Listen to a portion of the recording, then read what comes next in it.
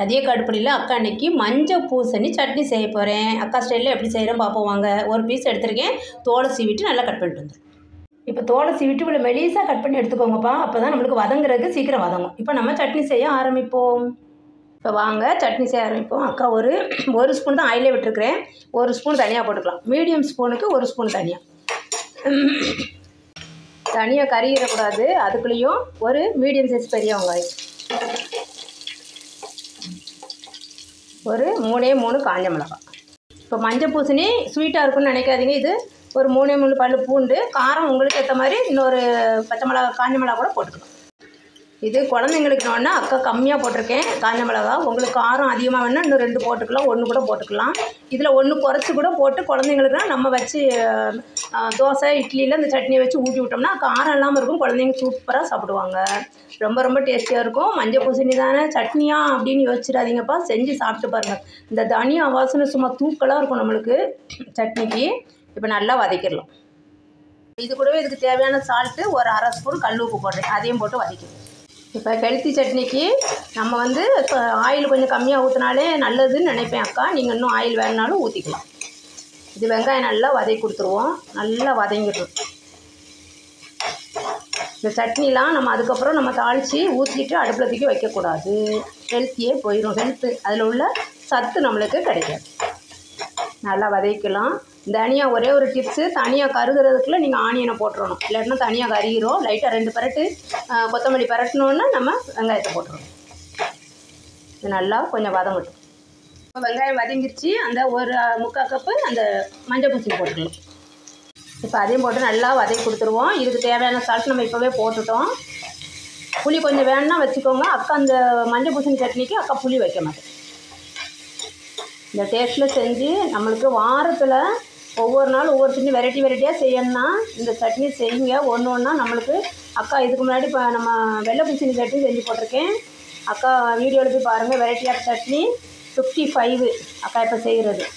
அத்தனை சட்னி செஞ்சு போட்டிருக்கேன். ஏன்னா குழந்தைங்களுக்கு நம்ம ஒவ்வொரு நாள் ஒவ்வொரு சட்னின்னு நம்ம சொல்லிட்டாலே அவங்க அதை சாப்பிட்டு பார்க்கலாம். ரொம்ப ஆர்வமாக ரொம்ப இன்ட்ரெஸ்ட்டாக சாப்பிடுவாங்க. நீங்களும் உங்கள் வீட்டில் செஞ்சு கொடுத்து பாருங்கள். ஆயில் போகுதுன்னு நினைக்கிறேன். பார்த்தீங்களா, இதிலே வதக்கிடலாம். உங்களுக்கு வேணும்னாலும் நீங்கள் ஆயில் ஆட் பண்ணிக்கலாம். காரம் வேணுனாலும் அது நீங்கள் ஆட் பண்ணிக்கலாம். அது உங்கள் விருப்பம் தான். இது நல்லா வேகணும். அந்த மஞ்சள் பூசணி அக்கா தான் மெலிசாக கட் பண்ணியிருக்கேன் பாருங்கள். உங்கள்கிட்ட சொன்னேன்ல, ரொம்ப மெலிசாக கட் பண்ணிடுங்க. அப்படி இல்லைன்னா நம்ம துருவுறது தேங்காய் சீவுவோம்ல, அதில் சீவி எடுத்துக்கோங்க. இது இன்னும் வதங்கட்டும். தண்ணி ஊறிக்கிட்டு தான் இருக்கும். சீக்கிரம் வெந்துடும். நீங்கள் தண்ணி தெளிச்சோ மூடி வைக்க வேண்டிய அவசியமே இல்லை. அப்போனா நம்மளுக்கு அந்த சட்னியோட டேஸ்ட்டே போயிடும். இன்னும் கொஞ்சம் நேரத்தில் வெந்துடும். அக்கா அந்த கரண்டியை வச்சு கட் பண்ணி காமிக்கிறேன் பாருங்கள். கொஞ்சம் வதக்கி கொடுக்கும். வதங்கிருச்சு. உங்களுக்கு நிறம் மாறினதுலேயே வதங்கிருச்சுன்னு தெரிஞ்சிருக்கும். இப்படி கட் பண்ணி பாருங்கள். கட்டாகி இருக்கும் பாருங்கள். பார்த்தீங்களா, கட்டாயி வருது பாருங்கள். நிறம் மாறிடுச்சு பாருங்கள். எல்லோ கலராக இருந்த பூசணி நிறம் மாறிடுச்சு. அவ்வளோதான். நம்ம எடுத்து ஆற விட்டுடலாம். அப்படியே கொஞ்சம் ஆறட்டும். ஆறிடுச்சு. அக்கா ஜாரில் போட்டேன். இப்போ சட்னி பார்த்து கொஞ்சம் வாட்டர் ஊற்றி அரைச்சிட்டு வந்துடலாம். எல்லா சட்னியுமே அக்கா கொஞ்சம் குறன்னு அரைச்சா தான் பிடிக்கும். இப்போ இது குட்டியாக ஒரு தாளசம் போட்டுடலாம். பவுலுக்கு மாற்றிட்டு தாளிப்பு கரண்டியில் கொஞ்சமாக 1 ஸ்பூன் போல் ஆயில் விட்டுருக்கேன். ஆயில் கொஞ்சம் நல்லா காயட்டும். இப்போ ஆயில் காஞ்சிருச்சு. ஒரு 1/2 ஸ்பூன் ஜீரகம். இதுக்கு கடுகெல்லாம் போட்டு அக்கா தாளிக்க போகிறதில்ல. ஒரு 2 காஞ்ச மிளகா அப்படி லைட்டாக 2 கிள்ளி போட்டுக்கோங்க.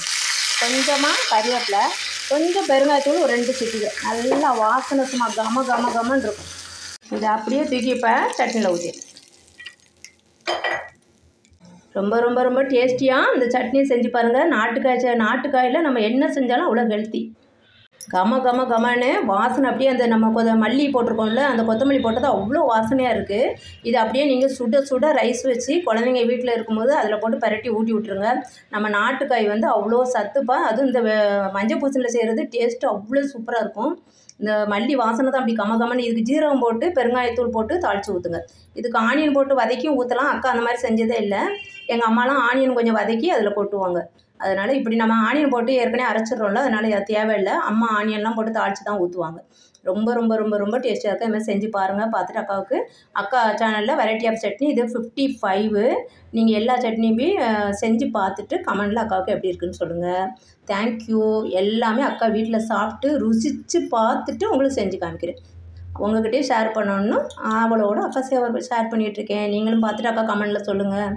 தேங்க்யூ. இட்லி தோசை எத்தனை சுட்டாலும் பத்தாதுப்பா. சாப்பிட்டு பாருங்கள்.